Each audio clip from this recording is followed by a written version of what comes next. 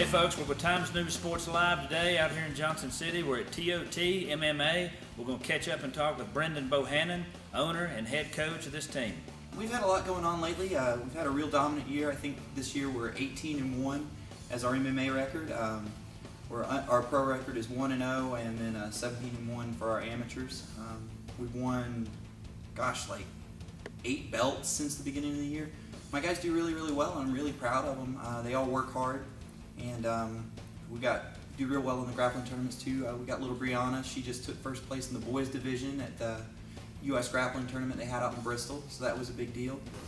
Hi, I'm Brianna Buck of Tuco-O-Tapa Mixed Martial Arts. Brianna, we're excited to catch up with you today. The people in the area are still buzzing about your performance up at the state line tournament, grappling tournament recently. From what I understand, you not only competed in a boys division, but you won a gold medal in a boys division. Tell us about that.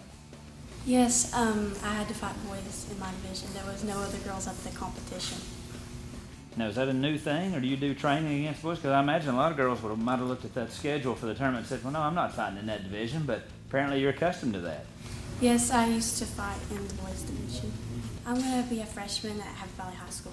Right now I focus on grappling, and next year I'm going to be wrestling, and I also do a little bit of modeling.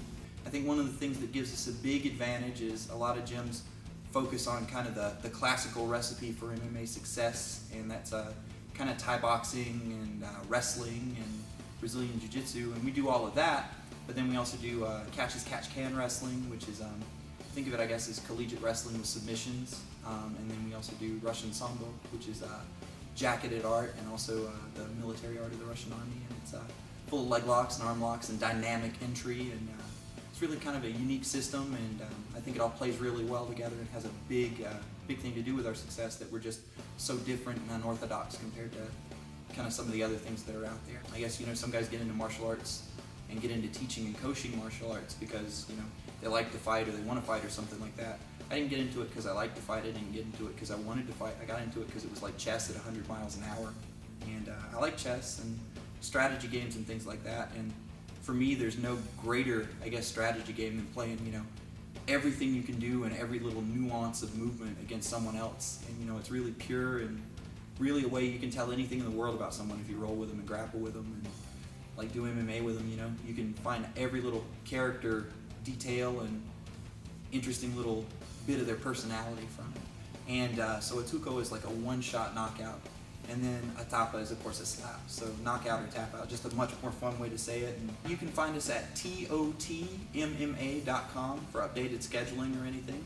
And anybody who's interested in the gym or has any questions about martial arts or just would like to come by from another gym and roll one day and just have fun, we're open doors to everybody.